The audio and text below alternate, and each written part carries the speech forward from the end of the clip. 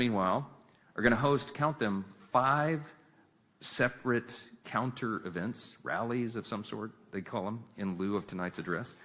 For all of these theatrics, it doesn't matter how many little gatherings they have or where they stand or how high the volume is on the microphones. They have nothing to offer, nothing but their TDS agenda, the Trump Derangement Syndrome, and it's on full display. All they can say, all they can tell you about is how they oppose President Trump and thwart his agenda and shut down the government and protest everything from the president's joint address to basic immigration enforcement. And they obstruct any meaningful progress for the sake of obstruction. It's the same tired playbook that they've run for a decade now. It's shameful that they would boycott an address. We don't do that. Republicans don't do that. It doesn't matter if there's a president from the opposing party. We don't skip out. Our constituents want and need us to be here. Every member of this House represents over 750,000 people. They're disenfranchised if you're not sitting in the seat to be a part of the role and the responsibility of Congress. I think it's shameful. Republicans have a far simpler and far superior message for Americans watching at home. We're putting more money back in your pockets. We're restoring peace through strength. We're defending our border and deporting criminal illegal aliens. We're standing up for American industry and manufacturing. And we're making American workers, not foreign countries, the clear winners in this American economy.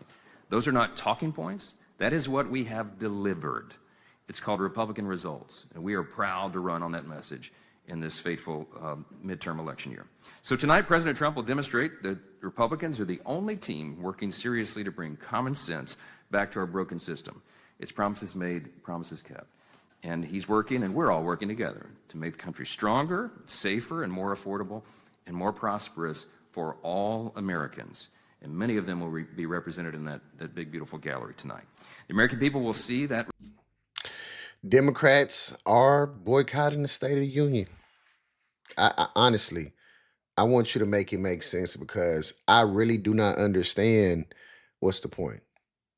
The State of the Union is not about the congressional and Senate, the politicians there watching. The State of the Union is about the president speaking, about him talking about his accomplishment and his plans going forth. So what's the purpose of boycott? I don't want to hear Donald Trump speak, blah, blah, blah. It's stupid. It's more theater. It's more theater. You have these Democratic politicians consistently disgracing the State of the Union. And this is, every year.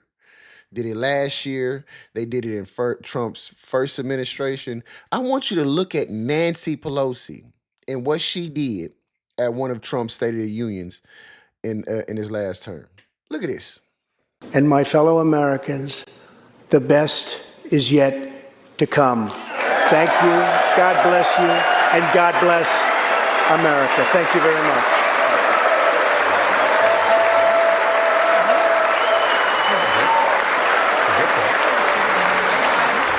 She did. Wait. Sure did.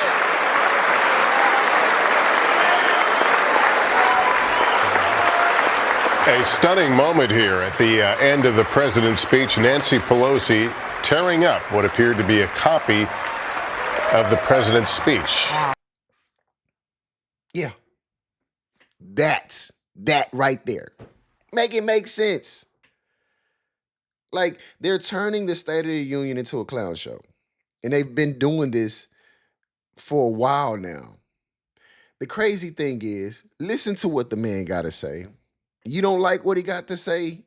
Let's hear your rebuttal. But to sit there and constantly disgrace it and act like a kid, a child, is unnecessary. I don't understand what you're trying to do. I don't. Like, I want you to look what they did. I think it was last year. Look at this.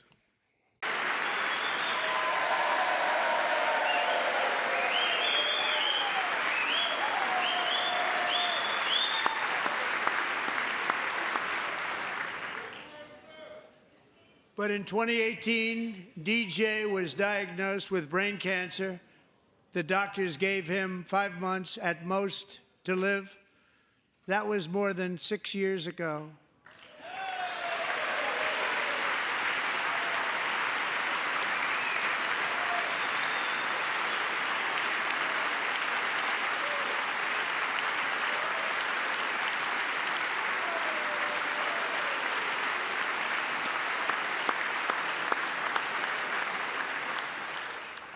Since that time, DJ and his dad have been on a quest to make his dream come true, and DJ has been sworn in as an honorary law enforcement officer, actually a number of times. The police love him, the police departments love him.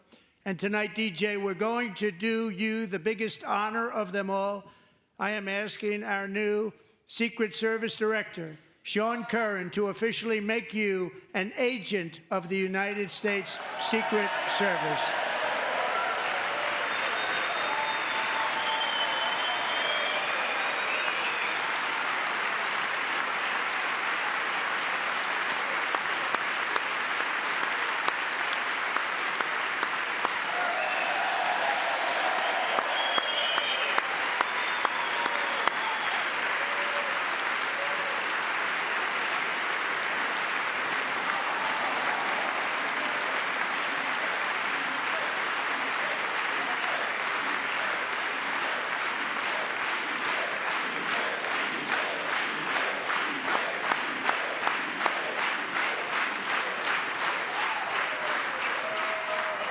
Thank you, DJ.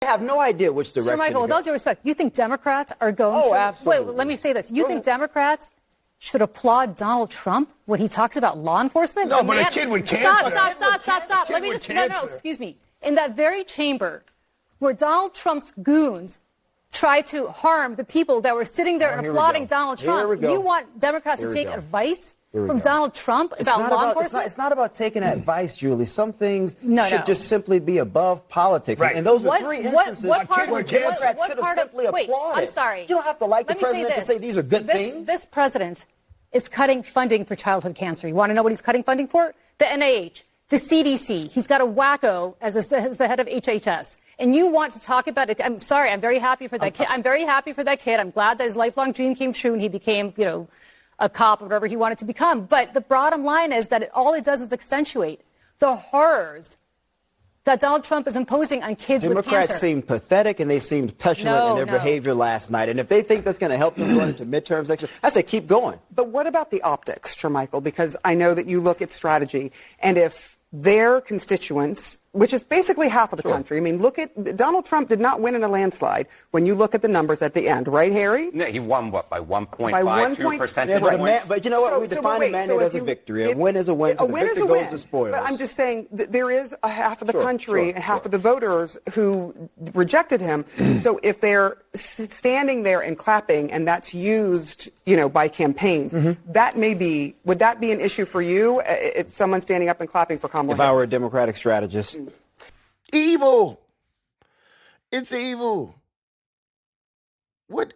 You hate this man so much that you act like this towards this child that has brain cancer, that's been fighting brain cancer. I don't understand it, man.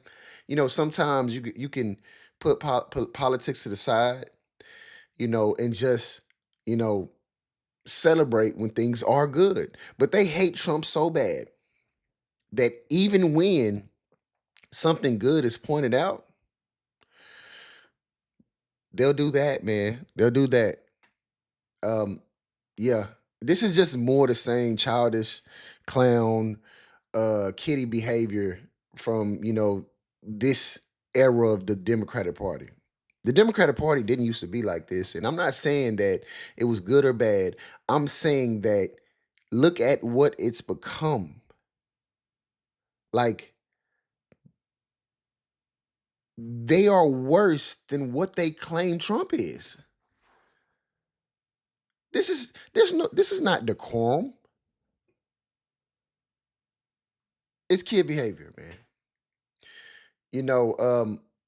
I'm going to watch the State of the Union. I'm going to listen to what the president has to say.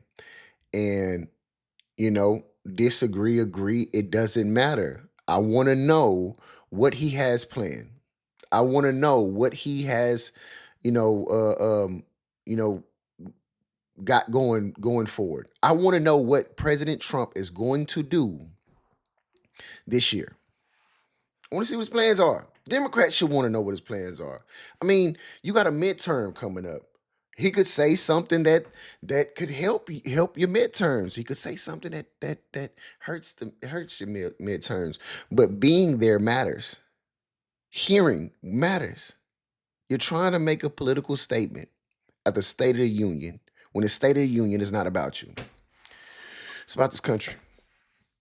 It's about what the president has for this country going forward, what his plans are. But you're Democrats, you're so caught up on Trump deranged syndrome that this is what you do. This is just, I don't even know what to say, man. Grow up. Democrats, you want to boycott the State of the Union. And I'll just end with this. I would rather stick forks in my eyes than be here tonight to listen to Donald Trump talk about the State of the Union. But this is the people's house, and I will not abandon the people's house.